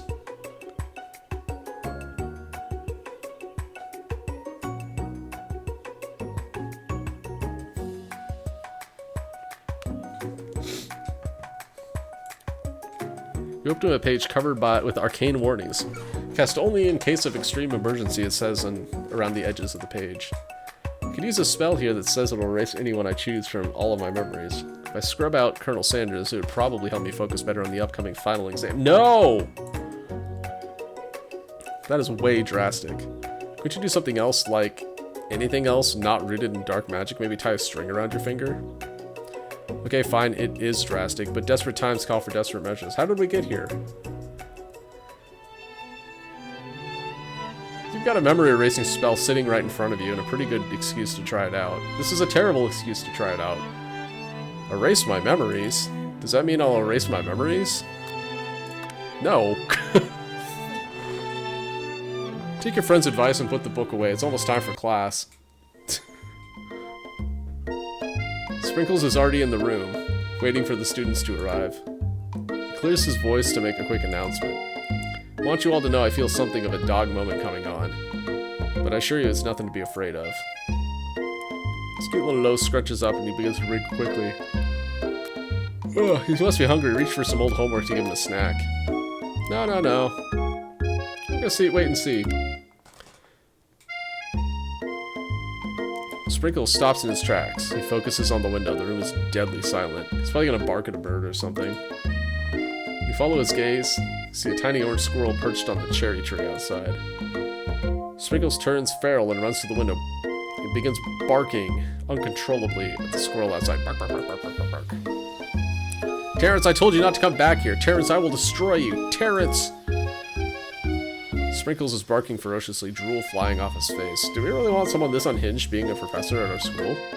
The squirrel looks over, but he doesn't even say anything back. You wonder, is that even his talking squirrel? Who named him Terrence? Better not show your chubby cheeks around here ever again. After Sprinkles is satisfied that his presence has been felt not only by Terrence, but by any other squirrel in hearing distance, he returns to his professorial tone. I apologize for the outburst. This actually brings up an important point. Thank you, Nearest, for reminding me to dole out this indispensable bit of wisdom. You see... But before we can go any further, Miriam's love drama spills over into the class. Sprinkles is interrupting by words and sparks coming from the back of the room. Told you to save it for after class. Bzzzt, bzzzt. Think I wanted to be thrown from a plane strapped to a stranger? Miriam and Clank appear to be arguing, but you still haven't learned to speak Clank's language of mechanical noises. But no, you had to show off your cool kid friends, Jeff and Joan, J&J forever. Watch us form a triangle in midair as we descend. Triangles are the strongest shape, don't you know? Bzzzt, bzzzt. Yeah, well, that doesn't make it a great date. Beep, whir. Take Jeff and Joan with you. You can all hold hands as you pedal down the mountain or off a cliff for all I care. Sad, beep. Clank begins to shudder, steam pours out of the gaps of his panels, and then a loud ding stops him in his tracks. Beep, bzzzt. No amount of seasoning is going to make me want to eat that, Clank. What the? It's a fried shoe. Clank burps out a completely deep-fried sneaker. Considering that he himself has wheels, not feet, it's not entirely clear where it came from. In terms of deep-fried footwear, I guess it looks okay. Clank slowly rolls out of the room to be alone with his shoe. Everyone else tries to pretend like they didn't see that entire thing go down. Nothing like a loud public breakup to cast a pall over the final day of school. They were together for a day, Jesus Christ. Well, that was unfortunate, but we mustn't be distracted from what lies ahead. The final competition showdown challenge exam, TM. I'm still working on a title, but I think you get it. Test time approaches, see it all in the arena. Before you can think about your upcoming competition, there's a very beautiful soul nearby in need of a pep talk. Hey Miriam, are you okay? Okay, I'm so mad I could smash the tiny mug, spilling several droplets of hot cocoa all over the floor. How could he embarrass me in class like that in front of everyone? Your tiny cocoa is a delicious treasure. So you know that this breakup is no joke. Even if the source of her frustration is such a silly boy. I know that you know this, but I'm going to say it out loud. You don't need anyone. Me and you, we're going to cruise right through this final test and hit the carpool lane to Success City. Miriam brightens up, imagining the wind rushing through her short bangs, but she hesitates to embrace the feeling all the way. You're not going to saddle up on Colonel Sanders' stallion and ride off into the sunset without me? Well, yeah, I'm going to do that too. Of course not. Well, maybe sorta, but I'm sure there's a pony out there with your name on it. A ranch big enough for both of us and whoever else we want to bring along. So not Pop or Clank or anyone you meet today, tomorrow, or this whole year, so what? You're a special person, so who shouldn't settle for the first someone to show a little interest anyhow. Miriam gives you a big hug and wipes tears from her cheeks. Should really review my menu for today. Gonna make a very special soup. I bet that Professor Dog is gonna love it up. While you were pep talking Miriam, you completely missed lunch, but that's okay because you have a better idea how to spend the time before your exam. Decide to head to the arena early to practice a dish. This is it, the location of your final challenge. A test of will, a test of courage, a test of talent. And a chance to beat the pants off of Van Van, the supposed Man-Man, and his eviler counterpart, Ashley. As planned, you begin to run through a quick test of a recipe you've been working on. Nearest's famous chicken pot pie. After practicing for months, making the dish becomes second nature to you, and you're able to quickly get fresh pot pie in the oven. But as soon as you do, your cram session is interrupted by Colonel Sanders. Nearest, what are you doing here? There's still time before the final exam. Oh, just taking it all in. I'm big into visualizing success, and I'm looking at my station and picturing victory. The pot pie has begun to bake, and the smell is slowly filling the space around you. Visualizing, huh? That's too bad. I was hoping you were here cooking something delicious. You'd usually happily share your food with anyone who is hungry, but the last time you let Colonel Sanders get in your head, it cost you a cook-off. You decided it's time to put your cooking above your romantic desires, but that decision gets hard to stick when the oven timer goes off behind you. Ignore it like there's no sound at all. No, no, no. If we ignore it, we're going to burn the damn building down. Okay, you got me. Doing a little bit more than visualizing. I know, my nose can smell a pot pie from 400 yards. That's a long distance. It's an oddly specific distance, but you'd expect nothing less from such an oddly specific man. You knew it was a pot pie just from the smell? Not just a pot pie, but a chicken pot pie with an all-butter crust. My nose is telling me something else. Oh no, is it burning? Well, I mean, the timer went off. We should probably check on it. Haha, no, I can smell that it was made with a heaping helping of TLC. But it'll probably start burning at any second if you don't pull it out. The moment of truth. I mean, it looks good. Wow. It's the best pot pie I've ever tasted. I've always loved country cooking, and I could eat this all day. There's no time left. The final showdown is about to begin.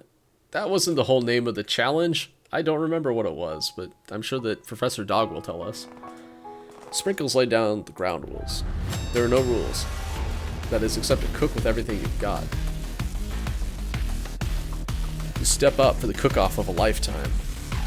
Decide that mac and cheese plus the pot pie you've been practicing are just the dish that'll put you over the edge to victory. Meanwhile, both Van Van and Ashley are prepping wildly elaborate dishes per their usual over-the-top selves.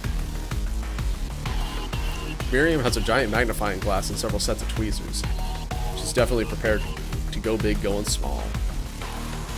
Colonel Sanders just seems to be harnessing his 11 herbs and spices, but he's trying to find a way to improve on something perfect. His original recipe registered trademark fried chicken.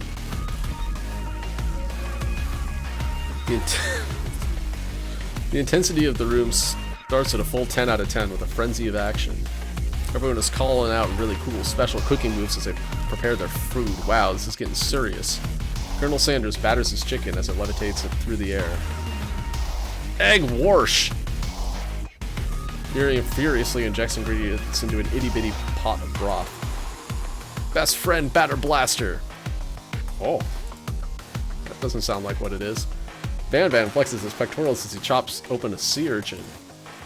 Let's rock and roid. Stunned! Ashley scoops her pastries off the tray with lightning speed. Shallow personality spatula, kind of, yeah, actually. Bit on the nose there. Even Clank gets in on it. 5-dial pressure point chicken cooking technique. Wait, when did Clank learn to speak English? He's known all along. We've just been insulting him the entire game. It's the singularity, as was foretold. We mustn't let it happen, or the appliance uprising will take us all. Self-destruct. Van Van quickly unplugs Clank and rolls him out the back door of the arena. You just murdered that pressure cooker. As you frantically prepare your dish, you notice Ashley has her spell book out. Is she going to use some dark magic to turn the tide? You've got a book of your own, and you're desperate not to see her win another battle. Should you take this opportunity to fight magic with magic, even if it's almost certainly evil magic? No, we're doing it the hard way. Fuck that shit. Who needs magic when you've got passion? I'm gonna do it the hard way. Colonel Sanders sees that you've chosen to win on your own terms, and he gives you a subtle wink from across the room. I believe in you, Nearest. Thanks, Colonel Sanders. Miriam notices too. And I've always believed in you, Nearest, since we were little kids, because I'm your best friend forever. Turn to notice that Miriam is at your station cheering for you. Miriam, what about your dish? If you're here cheering, then who's cooking? Tiny food, short cook time. I'm actually already done, so I thought it'd help you. That's sweet, but Miriam tosses a handful of spices directly into your boiling noodles. It's the secret ingredient. However, she doesn't know that you lied and the ingredient was made up. Where in the world did she get Aya Newt from? The boiling pot explodes, sending Miriam flying backwards. The watery noodles begin to swirl in the air, bubbling up into a dark cloud that thickens and congeals before your very eyes. It is I, Steve, the spork monster. Steve, what happened to Borko? You're not here to battle me, are you? These spork monsters are many. I think Borko had the day off. You have conjured Steve, and I hate to battle. I'd say you're doing pretty alright. Oh, thanks, Steve. Oh, hey, you're in the middle of a cooking competition. I love this stuff. It's better than TV. You crazy kids and your culinary skills really impress me. Mind if I hang out? Sorry, Steve, but I'm kind of in the middle of something. Do you mind? Steve the Spork Monster notices that you've got the Grimoire stashed beneath your cooking station. I see what you're up to. Crisscross some magical items and accidentally summoned me, huh? Yeah, you guessed it, sorta. If you're here, would you mind tossing me some fresh noodles into a pot of salted water? I'd love to. I've always wanted to be a top chef, actually. You know, when I was just a little spork pup back in the old country, you could feel Spork Monster winding up to tell you a long and involved story. You don't know exactly where they came from, but it seems like it was probably lonely there. Actually, you know what? Maybe you should watch from the stands. I really need to focus on the competition. I appreciate your offered help, Steve, but I got it. I understand.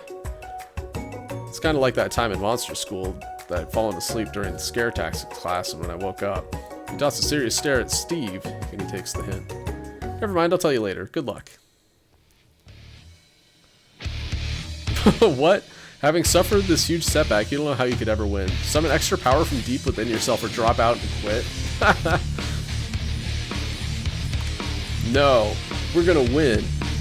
I can do this. I have what it takes. I came here to win. Your hair turns mac and cheese orange as culinary energy flows through your body. Oh, I'm going Super Saiyan! Yeah, my heart is pure, my hands are steady, my taste buds have been preparing their entire lives for... Yes, Nearest, you are the chosen one. You will event... Fuck off, ghost of student! The power you've been summoning immediately fades back out. You interrupting my inspiring monologue. Sorry. My heart is pure, my hands are steady, my taste buds have been preparing their entire lives for this moment. I will show the world my cookery. You begin to levitate off the ground, energy courses through your body. You know that with this power you can do anything, except turn back time, which would be super useful because while you're powering up, your chicken pot pie overcooked and the oven can't be served. But don't worry, dear Nearest. You've suffered some setbacks, but all is not lost. Because through the fortitude, Colonel Sanders decides you have earned his support. I've been watching you today, and I must say I'm truly impressed. You've been thinking on your feet and rolling with the punches. He steps up to your station and stands right beside you. I'm here to help. All you managed to do is make mac and cheese. Time is almost up, so you're gonna need it. And Colonel Sanders, what about the tests? What will happen to you? What about the rules? Following the rules has never really been my thing. I follow my heart. What a guy. Actually, it's kind of true.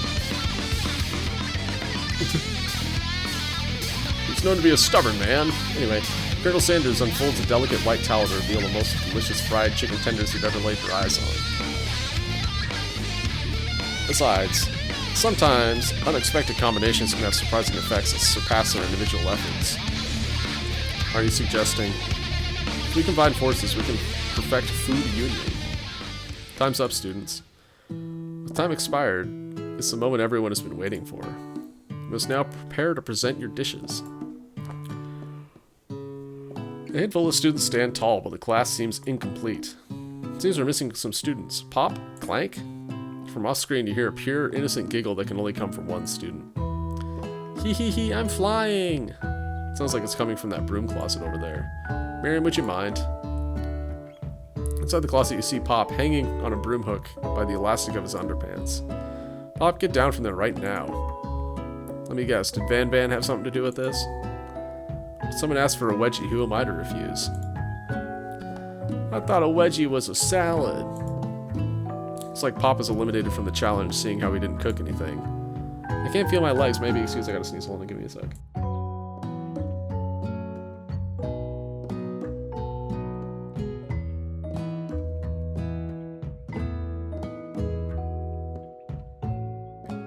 Alright. Sure. You kids and your pranks. I must say, this is not the worst prank in UCSAL history. It's not exactly yearbook material. Wait a second, pranks. Clank! Where'd that pressure cooker roll off to? You wait to hear a signature word beep or other onomatopoeia, but there's none. Somehow he must have gotten unplugged, I guess. We'll have to figure that out later. That leaves only 4 remaining students. Please collect your final projects. Yes, it's been a long semester. Yeah, like an hour and 45 minutes. The longest. Wow, 3 whole days long. But after days of hard work, the time has come for me to eat. Miriam, please step forward. Now describe your dish. I've made tender udon noodles in a savory soup. My word, it's so delicate. Is that a teeny tiny naturomaki I spy afloat in this itsy bitsy bowl? I zoomed through it too quickly. Yes, chef. Please call me Sprinkles. Chef is my father's name. Yes, Sprinkles. Some green tea made from baby tea leaves that I picked myself. Sprinkles carefully sniffs around the dish before opening his mouth and letting just the tip of his pink dog tongue dip into the bowl. Sublime. Would anyone else like a taste? Oh, come on, I'm not one of those dogs that doesn't floss. I even have a really cute electric toothbrush for dogs. Fine, I'll enjoy it by myself. And in a flash, the entire meal has been devoured. Not that it took much. It was less than a thimble's worth of soup. This face. A+. Rarely do I taste a dish with as much love poured into it as yours. Miriam is overjoyed and she gives you a big hug. Thank you, Nearest, for helping me believe in myself. Van Van, You're up. Now describe your dish. I made... Yeah, I kind of figured it was going to be some kind of poisonous fish. Uni, over smooth egg custard in an axe-hewn urchin shell topped with caviar. Did you skewer one type of urchin with spines of a second, different colored type of urchin? Yes, Sprinkles. Bit much, don't you think? That's exactly why I did it. A bit much is kind of my brand. Doesn't it look cool? Sprinkles leans in to sniff the uni, but he can't get his nose close on account of all the spikes. He begins to paw at it erratically, causing the custard to slosh around. Woof woof. Please be gentle with my cuisine. Grrr. Finally, Sprinkles goes all in, tongue first, but he can't get past all the needles. He reels back as his tongue is poked and prodded. Youch, my tongue! The professor appears to be having an allergic reaction to the sting. I can't eat this. It keeps poking my tongue. Disqualified. A stunning turn of events. Who would have thought that serving food in a bowl made of needles could make it difficult to eat? Dejected, Van Van does not go gentle into the night. Disqualified for glamour? Don't discount simplicity. This isn't the last if you heard of me. Before forcing us to endure his swollen tongue for another moment, Sprinkles graciously laps up a bowl of milk. I know, yeah, I'm a dog and I drink milk. Get over it. Sometimes it helps calm my agitated tongue. Next student! Ashley, it's time to step up. Now, describe your dish. I made... caramel. Orange blossom Turkish delight and a light rosewater syrup, topped with French meringue, connected by sugar glass. Okay. Careful with the rosewater. A little rosewater goes a very long way. So it's probably just going to taste like a fucking flower. That actually doesn't sound too bad. Indeed, it's quite delightful. However, I'd ask that you please refrain from eating it or attempting to taste it in any way. It's very fragile and meant to be a display piece. Don't eat the food at a cooking school? Got toast in yours or something near us? I told you, it's a display piece. Ashley, I must say, it is beautiful. However, this is a cooking competition at a cooking school. Yeah, which is why I cooked it. I did an extremely good job cooking it, too. I didn't realize they were having an eating exam. If I wanted to be judged on eating, I'd go to the College of Eating, School for the Hungry. Suppose you could smell it if you absolutely insisted, but don't breathe too hard. You might disrupt the sugar spiral. If the food cannot be eaten, it cannot be judged. You are disqualified! Rage overtakes Ashley, and she finally cannot keep her two-faced routine up. You wouldn't know high-end cuisine if it cooked you. With that, Ashley storms off to rededicate herself to being the best, but this time without being shackled by trying to be fake nice and liked by everyone. This isn't the last you heard of me, either. This class gets much smaller, I'll be teaching myself. You and Colonel Sanders, the final cooks, step up together. Wait, what? 2 chefs. What began with a bowl of delicious mac and cheese has become something else.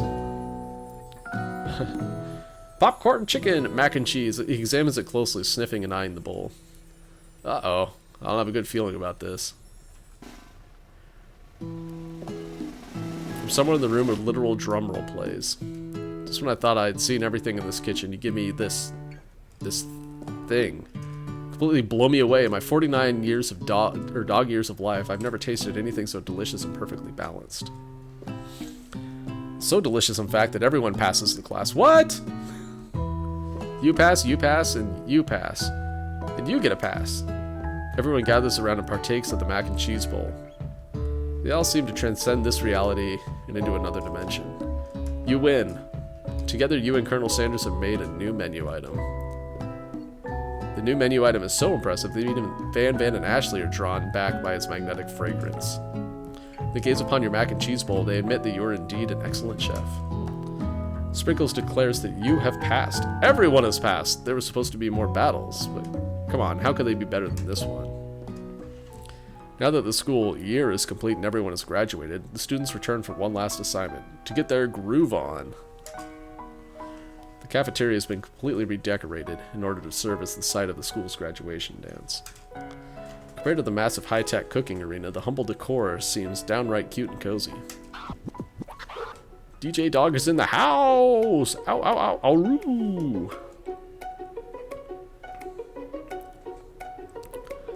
You know that Sparkles was a master chef, but also a world-renowned turntablist?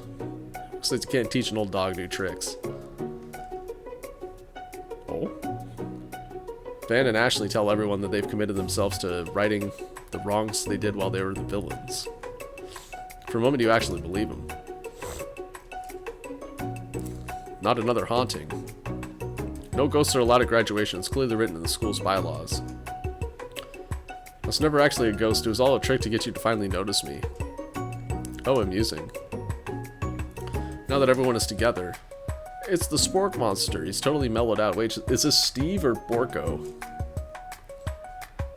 Everyone, the Spork Monster is no more. From here on out, I'd like that everyone refer to me by my new name, Party Monster. Student tries to finish what he had to say, but everyone is too wrapped up talking to Spork. Sorry, Party Monster. Dejected student walks off.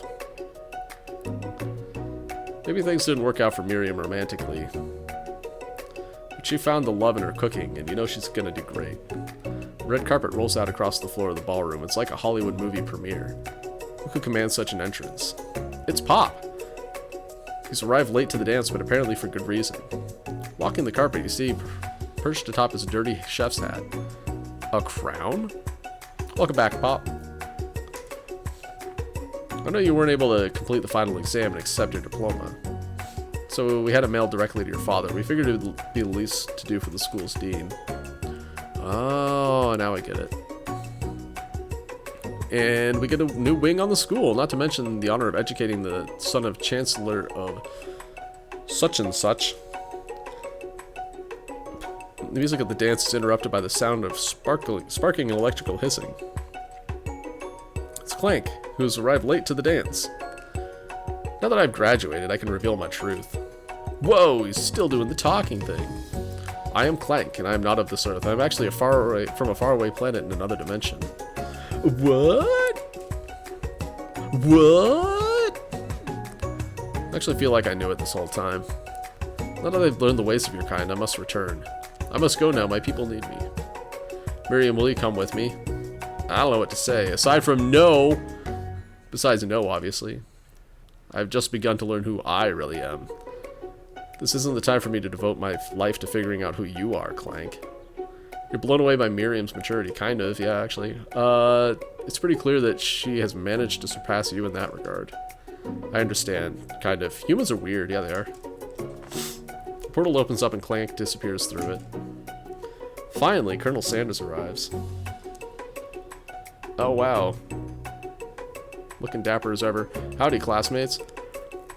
Just like the first day you met him, he came prepared to feed the entire class. However, it's not just enough to give them a bucket of chicken.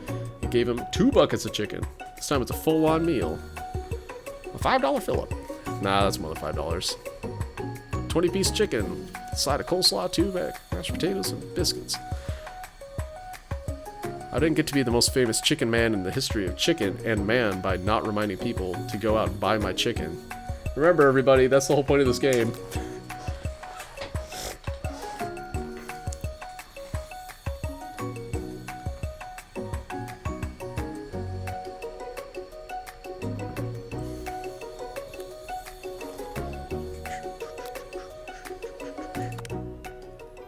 No, it's not the end. As everyone feasts on their delicious chicken dinner, Colonel Sanders finds you sitting at the edge of the dance floor. Nearest, what do you do sitting all alone? This is how I do dances. Didn't you know? Oh, you know, it's just waiting for the right person to ask me to dance. You silly. I wonder, might you tell me, what are the qualities that you would expect to find in such a lucky person? Off the top of my head, oh, I don't know, a spicy musk, a tidy goatee, and a degree from the University of Cooking School Academy for Learning, just to name a few. It's truly my lucky day. Would you dance with me? Yes, I would love to. As you glide across the floor hand in hand with Colonel Sanders, the future stretches out in front of you. Once my 100th franchise is up and running, I'll be ready to take a day off. And I'll be so glad to spend it together with you, Nears. How sweet, we'll work together and play together. Don't shit where you sleep. Colonel Sanders stops dead in his tracks. Work together, well, I think this is something I'll just need to do by myself. It will help you run your restaurants. I don't believe I need help. Besides, based on your time at the school here, do you really think running restaurants is the best path forward?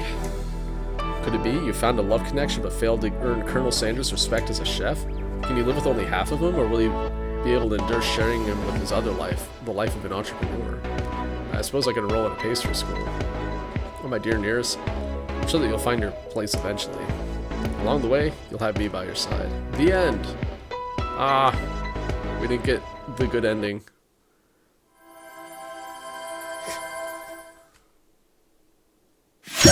Oh god, yeah, that's right. This game's like really fucking loud, so I had to turn it down a bunch, but that doesn't work on the menu. Alright. Alright, that was... I've heard this game was like better than it has any right to be, and it is. So, that was fun. I don't know that it's worth going through this and trying to get new endings. I don't even know if there are multiple endings, probably. Like, there's not kind of a progress bar aside from you can load your game and kind of go into wherever.